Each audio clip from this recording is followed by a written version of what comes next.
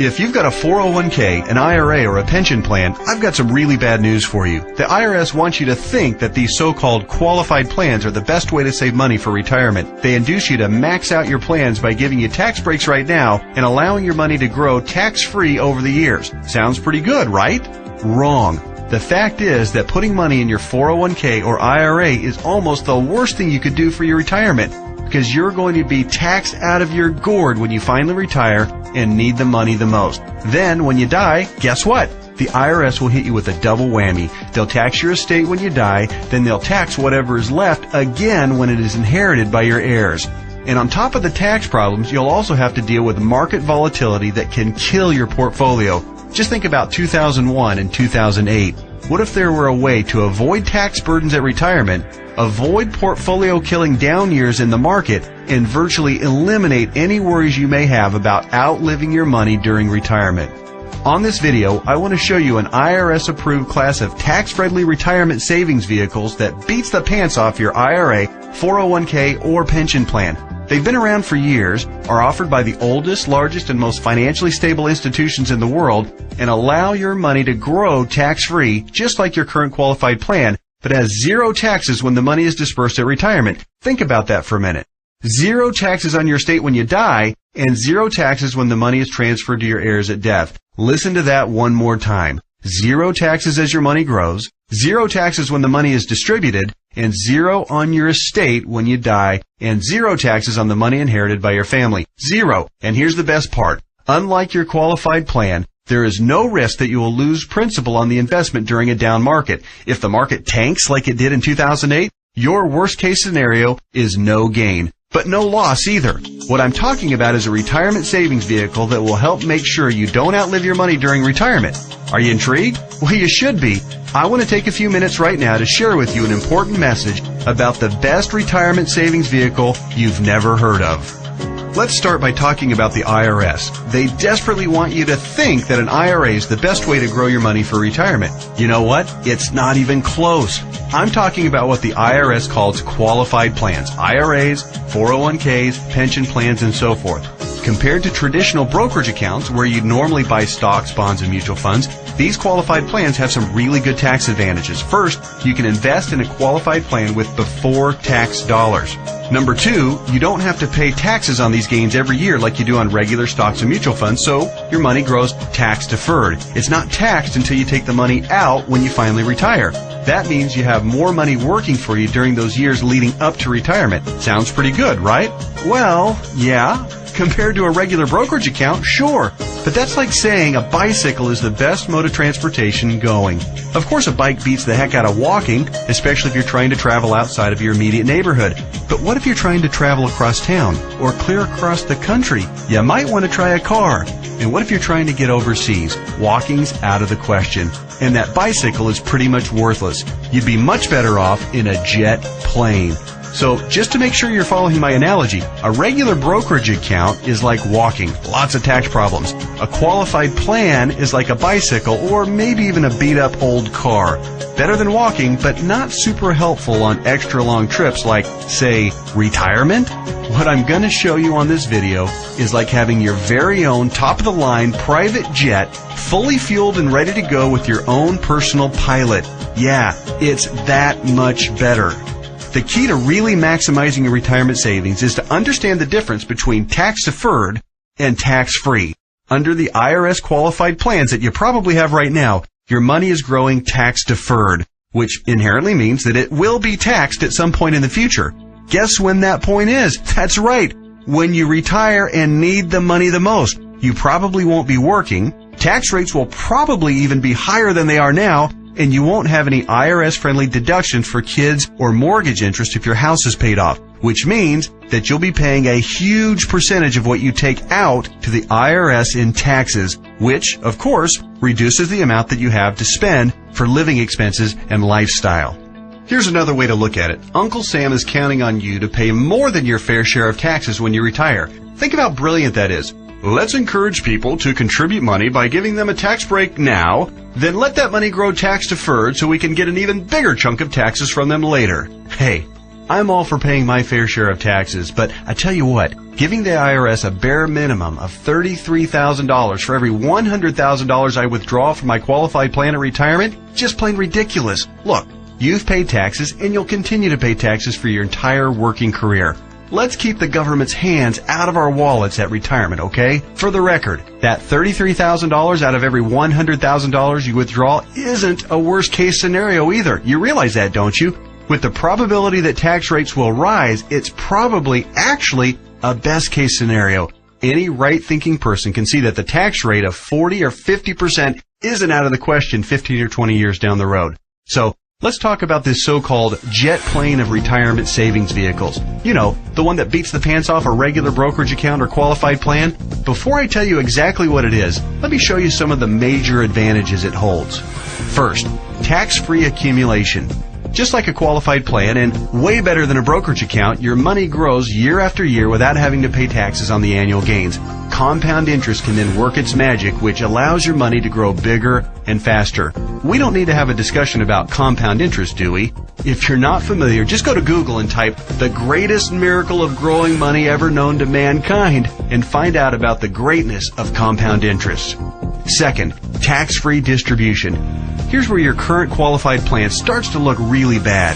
When you hop on board the jet plane of retirement savings vehicles, your money not only grows tax-free, but you can also actually distribute the money at retirement tax-free.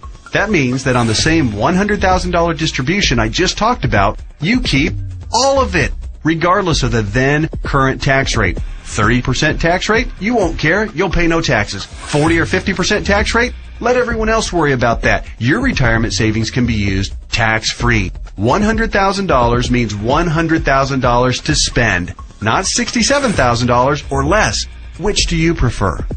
Third, tax-free transfer. With a qualified plan or with a regular brokerage account, your money will likely be taxed twice when you pass away. Once on the amount left in the account when you die, and then again when your heirs receive the leftovers as income. Great for the IRS, horrible for your estate. The jet plane of retirement savings vehicle lands smoothly here too. No death taxes, no inheritance taxes. If you've got $1 million in your account when you die, your heirs get the full $1 million. Uncle Sam? Nothing. Transferred tax laws are, however, fairly complicated, and there's some exceptions and some limitations. So ask the qualified advisor who gave you this video to discuss your situation with you. Fourth, no risk of loss of principal. Remember when the stock market lost over half its value in less than 18 months starting in October 2007? Of course you do, because your portfolio probably lost half its value or more during that same time too. Did you start having nightmares about being 82 years old and still working part-time at Walmart just to keep food on the table? Your qualified plan has no way to protect you from that kind of market volatility and downside losses. Ouch! Not true with the jet plane of retirement savings vehicles. The principal in the account never loses altitude. When structured properly, there's no chance it will lose any principal. Not a dime. Not a penny. Nothing. If you'd been on board with this in October 2007, your portfolio would probably look a whole lot prettier right now. I'll explain why and how in just a minute. Fifth, dramatically reduce the chance of outliving your money during retirement. Survey after survey show that baby boomers' number one fear about retirement is outliving their money. And hey, you know what? That's a perfectly reasonable fear if you ask me.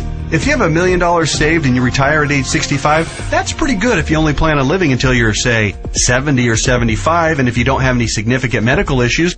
But how do you stretch $1 million or whatever amount you end up having saved by the time you retire for 15 or 20 or 30 years, especially given the increase in cost of living and the likelihood of needing specialized care if you do end up living into your late 80s or 90s? Not to worry if you ride the jet plane of retirement savings vehicles. When structured and funded properly, it'll keep on paying and paying and paying all through your 70s, 80s, 90s, and even beyond that if you're lucky enough to hit 100. Hey, you're more likely to hit 100 if you're not stressed out over money. Time to get on board. Okay. There are even more advantages, and I'll cover them in just a minute. But first, let me address that question that I know is nagging you in the back of your mind. You're saying to yourself right now, okay, this all sounds great. Everything you've said so far makes a lot of sense, and I'm interested. But hey, pal, what's the catch? We all know that anything that sounds too good to be true probably isn't. Hey, I hear you. Between Enron, Bernie Madoff, and the great stock market meltdowns of the 2000s, a healthy dose of cynicism, skepticism, or both is not only understandable, it's just plain smart. I'll tell you what the catch is, and trust me, it's more like 6 seconds of turbulence on your 6-hour flight to Hawaii on your personal jet plane than a catch. But first, a quick reality check. Just because you've never heard of this before doesn't mean that it doesn't exist, doesn't mean that hundreds of thousands of people aren't already using it, and doesn't mean that all of the advantages that I've talked about aren't absolutely real and sitting there just waiting for you. So, here's the 6 seconds of turbulence catch. Per IRS rules, you have to fund the plan I'm telling you about with after-tax dollars. In other words, you can't deduct the amount you contribute off your current year's taxes like you can with a qualified plan. That means that if you were to contribute $6,000 this year in an IRA versus this retirement savings vehicle, you'd in reality pay an extra $2,000 in taxes this year, assuming a 33% tax bracket. If you're in a lower tax bracket, naturally, your tax savings would be less. That sounds like a drawback, right? Well, actually, no. To understand why funding with after-tax dollars instead of before-tax dollars like you would with a qualified plan is not a drawback, you just need to understand the alternatives. Answer this philosophical question. If you were a farmer, would you rather pay taxes on the small sack of seeds when you purchase them in the spring, or would you rather pay taxes on your entire harvest when you sell it in the fall?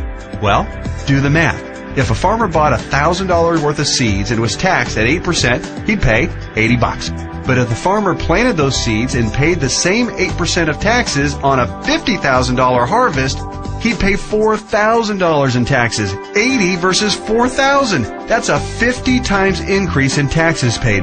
The same rationale applies to your retirement savings. In fact, the amount of money you save on upfront taxes with a qualified plan, remember, you'd save $2,000 in taxes by making a $6,000 contribution into a qualified plan, okay? Will almost certainly be dwarfed by the taxes you pay at retirement, to the tune of about 10 times at least. Here's why. If your $6,000 grows to $100,000 over the course of the next 30 years, remember the magic of compound interest. This is very reasonable. You'll pay at least $33,000 in taxes on the harvest. We already talked about this earlier. That's $33,000 straight to the IRS right when you'll be needing it the most. Would you rather pay $2,000 in taxes right now or $33,000 at least in taxes later? It's as simple as seeds and harvest. I've said it once and I'll say it again. No wonder Uncle Sam loves qualified plans so much. It's his way of protecting his financial future.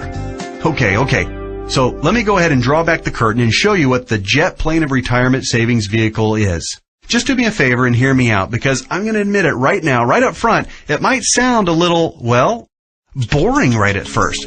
That's because it's a life insurance product called Indexed Universal Life Contract, or IUL for short. Stick with me, Skipper. Don't be fooled by any stereotypes of what you may think an IUL is. This is different than any kind of whole life or variable life or universal life plan that you may have heard about or purchased in the past. The fact is, IUL is a lot more about savings than it is about life insurance, although it does do a nice job of providing that too. Hopefully the tax advantages and principal protection advantages I've told you about are clear enough and big enough to keep you interested. But you also need to know that the IUL, when structured and funded properly, beats the pants off of any other kind of retirement savings plan in every comparison category that matters, including growth potential, risk avoidance, liquidity of funds, flexibility of contributions, flexibility of distributions, longevity of distributions, and fees. Everything. Listen, insurance companies, by law and by track record, are extraordinarily conservative. Yeah, I know that AIG tanked it, and you might be thinking that all insurance companies are going bust. Nothing could be farther from the truth. Life insurance companies that offer IULs, as a rule, have massive cash reserves. One company, as an example, had operating revenues in 2008, the worst year of the recession, of $14 billion. Earnings of $1.3 billion, and cash reserves at the end of the year of $12.8 billion. There's a reason people think of life insurance companies as old, stodgy, conservative curmudgeons, because they are. Their stodgy curmudgeonness is also part of the reason you've never heard of an IUL before. Life insurance companies thrive with things like risk management, actuarial tables, and other boring life insurance stuff. But they don't know jack when it comes to communications. Go online right now and read their brochures. It's like reading hieroglyphics. Boring, painful, obtuse, hard to understand, and that's just the table of contents. But that doesn't mean that this product, Indexed Universal Life, is anything less than magnificent for creating wealth. The IUL, Indexed Universal Life, gets its name because it's indexed to the S&P 500, which simply means that it mirrors the growth of the S&P 500, which, for your information, has returned over 9% per year on average for the last 27 years, even with all the crummy years in the 1980s, right after 9/11, and 2007 and 8. Remember that? But here's the best part, and what makes an IUL so darn attractive as a retirement savings vehicle. The reason IUL accounts, when structured properly, won't lose principal is because the lowest return guaranteed by the contract is 0%. Or, in technical speak, they have a floor return of 0%. They can't lose money. If the stock market tanks for the year, your IUL contract doesn't take a big hit. It just stays even right where it is. Stated differently, an IUL locks in the gains during up years, but it doesn't participate in the down years. Take that, IRA. You can't even come close to competing with that. Everyone knows that portfolio losses are killers because you have to double up just to get back to even. You eliminate that risk with the IUL since your floor is 0% annual growth. No loss of principal. Compare that to the devastating 37.2% loss of the S&P 500 in 2008. If you were indexing your IRA against the S&P 500 and therefore did not have the 0% floor like you would with an IUL contract, if you had a $1 million portfolio on January 1st of 2008, you would have ended the year with just $628,000. Ouch! Even with the big bounce back year of 2009, where the S&P returned 23.6%, the $628,000 you had left after getting killed in 2008 would have only grown to about $775,000. Still deep in the hole. Not with an IUL. Now that brings us to the other catch of the IUL. It does offer the peace of mind of the principal protecting 0% floor, but it does also cap the gains on the upside. That means when the market has a huge growth year, your investment will be capped at somewhere in the 12 to 15% range, depending on the carrier and the contract. Don't bail out on me now. Trust me, this is not a big issue. In fact, quite the opposite. We're talking about 6 more seconds of turbulence on your 6-hour smooth plane ride to Hawaii. Here's why. Realize that huge gain years almost always follow what? That's right, huge loss years. 2003, for instance, was great, 26.3% gain in the S&P 500. But it followed 3 consecutive years, 2000, 2001, and 2002, of negative returns, 12.2, 13.4, and 24.1% respectively, negative all 3 years. Let's run those numbers. If you had $1 million in your IRA on January 1st, 2000, it would have fallen to approximately $878,000 at the end of the first year, then continued to fall to just over $760,000 at the end of 2001, and then plummeted to a measly $577,000 at the end of 2002. That same $1 million in a loss-protected IUL would have retained its worth at $1 million at the end of 2000, even though the market was down, remember? Still been worth $1 million at the end of 2001, and guess what? Still worth $1 million after 2002, even though the market got slaughtered. That's 3 consecutive down years and $423,000 in avoided losses. Wow. Then, in 2003, let's say that you were with an IUL carrier that had a 13% cap. Remember the big downside catch? It has a cap. Your $1 million would have grown to $1.13 million. It grew. Meanwhile, the qualified plan portfolio that tanked from $1 million down to just $577,000, remember that one? It would have gotten the full benefit of the 26.3% market gain, not a 13% cap like our IUL contract. Yay! But let me ask you this. Would you rather add 13% to $1 million or 26% to $577,000? 26% added to $577,000 only brings the account up to about $728,000. Again, compared to $1.13 million. This is a no-brainer. At the end of the 4-year cycle, you would have been ahead by over $400,000 with an IUL. This is real money in a worst-case scenario. The only way a qualified plan could possibly do better is if the S&P were to go up unfettered by over 15% per year for 5 or 10 consecutive years with 0 negative years. Do you really think that's going to happen? And even in the 1 in a million chance that it did, get ready to pay the tax man when you retire. I know these numbers can start to be a bit mind-numbing, but they're so critical for you to understand so you can see how to avoid getting crushed financially when you retire. Don't be afraid to rewind the video and watch that last section or the entire video again. I want to continue with the examples just a little bit further. We stopped our examples at the end of 2003. Remember, the IUL account that started with $1 million had weathered the storm and grown to $1.13 million. The IRA account hadn't done so well and had managed to eke back to $728,000, but only after a really strong 2003. Now, let's look at what happened in 2004, 5, 6, and 7. The S&P gained, in this order, 7.2, 1.2, 12.8, and 1.2% in those 4 years. Your IUL account, since it's indexed to the S&P 500, and since all of the gains were between the 0% floor, remember that, and the 13% cap, your IUL would have taken all of those same gains, 7.2, 1.2, 12.8, and 1.2%. That would take your $1.13 million account right to around $1.4 million by the end of 2007. Pretty good, right? Then, when the S&P got shellacked to the tune of 37% loss in 2008, since the lowest return your IUL account can get is 0%, guess what? The IUL account would have held steady at $1.4 million. No loss. Nice, isn't it? On the other hand, the IRA account would have grown from $728,000 to about $900,000 during those 4 good years. Still down by $100,000 since 2000, just in time to get crushed clear back down to $565,000 at the end of 2008. What would you rather have going into 2009? $565,000 or $1.4 million? This isn't a retirement savings vehicle for the ultra-conservative. It's a retirement savings vehicle for the ultra-intelligent. If you think market caps of 12 to 15% are a poor trade-off for a contractual guarantee of a 0% floor, you're just plain crazy. Naturally, past performance isn't an indicator of what will happen in the future, but I think it's safe to say that the market is going to have up years and down years. Protecting yourself from huge losses is one of the primary advantages of the IUL. It's impossible for me to overstate how superior the IUL is compared to your qualified plan. It's not even close. We've already covered the tax advantages. They're clear and evident. The risk avoidance issue is huge, and it favors the IUL by a country mile.